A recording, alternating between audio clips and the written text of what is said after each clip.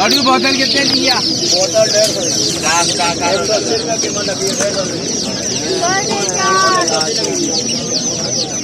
कैसे भाई क्या एक किलो लगी है?